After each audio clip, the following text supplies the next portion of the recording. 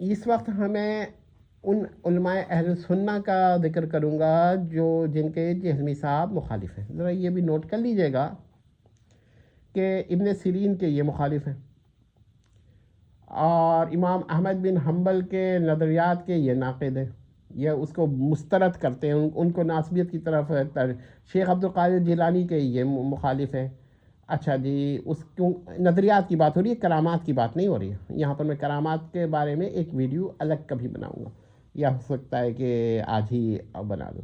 اس کے بعد یہ کیا کہتے ہیں، امام ابن تیمیہ کے بھی مخالف ہیں، کیونکہ امام ابن تیمیہ رحمہ اللہ نے ان کے رافضی نظریات کے رد کیا ہے، اور ردود ان کو برداشت نہیں تھا. تو ظاہر بات ہے کہ جب یہ جس کے مخالف جاتے ہیں نا، تو اس کی کوئی جملہ کوئی عبارت پکڑ کے نہ اس کی تکفیر اس پہ کرنے لگتے تھے. امام ابن تیمیہ ہی نہیں، یہ انہوں نے دیگر علماء کے ساتھ بھی یہی کیا ہے.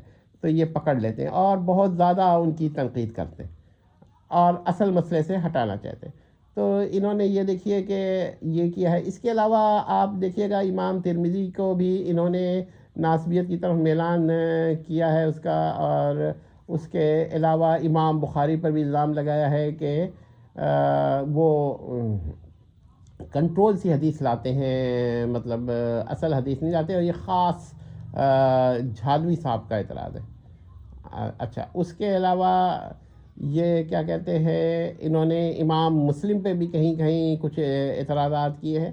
تو آپ دیکھیں کہ انہوں نے کسی کو بھی نہیں چھوڑا ہے، یعنی امام احمد بن حنبل تک کو انہوں نے یہ کہا ہے کہ ان کے نظریات میں ناسبیت تھی.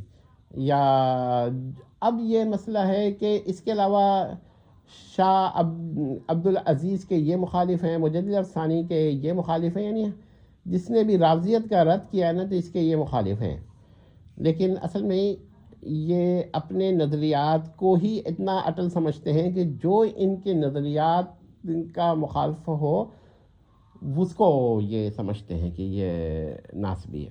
حالانکہ ناسبی کی ڈیفینیشن اور کتب میں موجود ہے، اور اس پر اکابر اہل سنہ کو ناسبی قرار دینا بہت بڑی غلطی ہی نہیں ہے، بلکہ بہت ہی خطرناک بدعت ہے. تو یہ بھی دیکھ لیجئے گا. اچھا، اس کے علاوہ ایک بات اور ہے جو کہ میں بتانا بھول جا گیا تھا، کہ یہ کہتے ہیں کہ غیر اللہ سے دعا مانگنا، حاجات مانگنا، استعانت کرنا، یہ تو ممنوع ہے غیبانہ، لیکن اس غیر اللہ کو اختیار ماننا، یہ اس کو شرک نہیں مانتے. ایک اور نظریہ جہمی صاحب کا بڑا نیا ہے کہ فلاں آدمی مشرک تو ہے مگر مومن ہے، اور فلاں آدمی، یعنی وہ مشرک کی دو قسمیں کرتے ہیں، مومن مشرک اور کافر مشرک. بڑی عجیب سے اس کے نظریات ہیں. حالانکہ اگر مشرک ہے تو پھر کافر ہی ہوگا. اصل میں وہ شرک خفی اور شرک جلی کا مسائل پیدا کرتے ہیں. لیکن بات یہ ہے کہ جس کو وہ شرک جلی کہہ رہے ہو نا، وہ تو شرک جلی کو شرک خفی، اور شرک خفی کو شرک جلی بنا دینا، یا شرک جو کیا کہتے ہیں، دو اقسام ہیں اس کی، شرک اکبر اور شرک اصغر. تو اس کو ایک دوسرے میں یہ جب چاہتے ہیں ملا دیتے. اور یہی وجہ ہے کہ انہوں نے، جہلمی صاحب نے اپنے عقائد اور نظریات کو اس حد تک گنجلک بنا دیا ہے، اور کتب تحریر نہیں کی ہے کہ اگر آپ کو ان کے عقائد اور نظریات پڑھنے کے لیے کلپس دیکھنے کی ضرورت سے نہیں معلوم ہوتے، بلکہ آپ کو پورے کے پورے لیکچرز پڑھنے پڑتے ہیں. بہرحال تاریخی طور پر ہم نے چند باتیں بتا دی ہیں. اس کے علاوہ کچھ باتیں اور بھی ہیں جس کو بتانا مناسب نہیں ہے، لیکن ہم تک بات پہنچے تو ہم بیان کر سکتے ہیں. لیکن ہم پھر بھی اس کو صیغہ تمریز میں یا شک کے بنیاد پر بیان کرتے ہیں، تاکہ اگر کوئی مخالف جو ہے وہ رد کر دے تو اس کا پہلے ہی ہم جواب دے دیں کہ ٹھیک ہے، آپ اگر نہیں سمجھتے یہ تو غلط ہے، لیکن ہم اس کے جھوٹے ہونے کے بجائے شک کی بنیاد پر ہم یہ بات کہہ رہے ہیں، کیونکہ اس پر ہم بحث نہیں کرنا چاہتے. مثلا یہ ہے کہ ان کی زوجہ ابتدا میں انہوں نے کیوں مارا، اس کی وجہ ہم نے کسی لیکچر میں اپنے بتا دی ہے، اس میں سن لیجئے گا.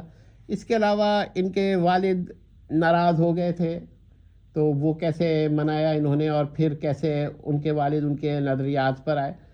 اس کے علاوہ ان کے ایک بھائی ہیں، نام نہیں لیں گے، وہ بھی نیٹ پر ہی آتے، تو میں ان کا نام نہیں لینا چاہتا. تو انہوں نے بھی کیا کہتے ہیں ہماری معلومات کے مطابق کہ ابتدا میں کچھ مخالفت کی تھی، مگر بعد میں وہ ان کے سپورٹ پر آ گئے۔ تو دیکھیے گا کہ اس طرح کی باتیں ہمارے پاس پہنچی ہیں، اور یہاں تک کہ کچھ لوگوں نے یہ بھی کہا کہ محترم جو تھے انہوں نے کوئی ایسے بھی اعمال کیے کہ ان کی بس اب اس کے آگے نہ بولیں تو بہتر ہے۔ تو بہرحال ان کے یہ کہ ان کی زوجہ جو تھیں اس پر سخت ناراض ہوئیں۔ اب وہ کیسے اعمال تھے اس پہ ہم مزید تفصیل نہیں کر سکتے، لیکن جو کچھ ہمیں معلوم تھا ہم نے آپ کو بیان کر دیا۔ امید کرتے ہیں کہ یہ ایک سلسلہ آپ کی سمجھ میں آیا ہوگا۔ کوشش کی ہے کہ اس میں ہم کافی نیوٹرل ہیں، لیکن بہرحال انسان ہے، کچھ باتیں سخت کہہ سکتے ہیں، اور ظاہر بات ہے کہ ہم ایک غلطی بھی اگر کوئی ہو گئی ہے، کوئی ایسی بات ہم نے کہہ دی ہو جو کہ خلاف واقع ہے، تو ضروری نہیں ہے کہ ہم اس کا بھی ذمہ داری لیں۔ جو معلومات ہم تک پہنچی ہیں وہ ہم نے بیان کر دیں۔ یہی وجہ ہے کہ ہم اس بارے میں یہ دعویٰ نہیں کریں گے کہ ہم نے جو کچھ بیان کیا ہے وہ آپ مین وان مان لیں۔ آپ خود تحقیق کریں، اگر آپ سمجھتے ہیں ہم نے ٹھیک کہا ہے تو صحیح ہے، اگر آپ سمجھتے ہیں کہ ہم نے غلط کہا ہے تو ٹھیک ہے، مسترد کر دیجیے۔ ہم نے تو اوپن اپنا کیا ہے، کوئی بات کلوز نہیں کی ہے، ٹھیک ہے۔ امید کرتے ہیں کہ آپ کو ہم یہ جہلمی صاحب کی کہانی پسند آئی ہوگی۔